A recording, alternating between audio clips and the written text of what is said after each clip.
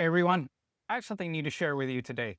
A web native interactive risk study report that looks at what happened when $9 million worth of fixed yield tokens matured within a DeFi token ecosystem that spans yield trading, lending, and decentralized exchanges. Now, you can actually see the web report on the screen right now. It's live. For once, I don't need to create some support slides for this video. So I'll just be using this live web version itself.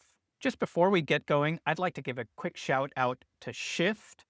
They are my chosen Solana gRPC service provider, a key component in the data stack that I built to ingest all the data that enabled me to perform this research and create this report. They've been incredibly helpful, and I heartily recommend them to you if you need those services for yourself. They are a fantastic team. I made an earlier video about how I ended up choosing them in my data stack, which you should see popping up on your screen right now if you're interested. Okay, so let's take a look at the report. The study's focused on the ONYC token on Solana.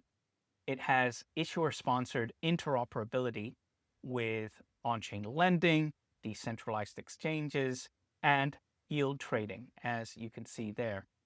The event that this study focuses on takes place on this Solana yield trading protocol called Exponent. Take note, though, a lot of the concerns and mechanics that we examine in this report will also apply to Pendle, which is the main EVM or Ethereum yield trading protocol, which Exponent itself is modeled after.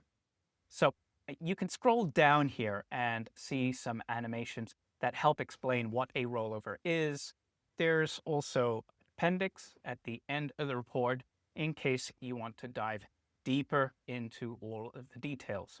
Now, when you take up a project like this, scope, problem-solving structure, and narrative are absolutely critical to define and get right. There's just so much data. And on top of that, I've already set myself up to study a large interconnected DeFi ecosystem.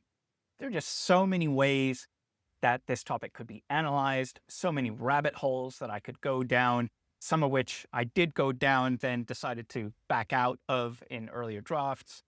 In the end, I decided to make this report focused on risk and structure my analysis accordingly, asking two questions. What did things look like before the rollover, and what things happened after or during the rollover on each of these protocols? The aim here was also to develop and test out a kind of risk monitoring playbook that I and others are able to reuse in future events. So that's what I cover in this analysis framework section that you see on the screen now. And if we look over at the nav bar, you can see that that's the framing that I've taken for each of these sections. What happens in the yield markets before the rollover? What's the outcome? What happens on DEXs before, then after, and same for the lending markets. I don't think it's a great use of time for me to just talk through the entire report. If you're interested, you can check it out for yourselves, and I'm providing a link to it in the description section below. I will take a moment to discuss highlights and key takeaways, though. The main one being that even though we had this event where $9 million in value had this opportunity to exit, do something else with these tokens, we actually ended up seeing more than 90% of that value being recommitted. One of the things that I do in this report is look for advanced signals and data that may be able to give us a read on how interested people might be in rolling that value forward. Are there any signs of early stress or shift in sentiment which may give us a clue that they might want to do something else with that value? And what we find, at least on this event, is that all of those signals that I look at, which I didn't cherry pick, I'm like, okay, this is how I think it ought to work. And then I look for the signals, and they are consistent with the observed rollover, with the observed 91% commit that the study detected. Not totally rigorous, but we're trying to build this up as we go because this is new territory. When it comes to the DEXs, well, we already know that there was no strong sell-off.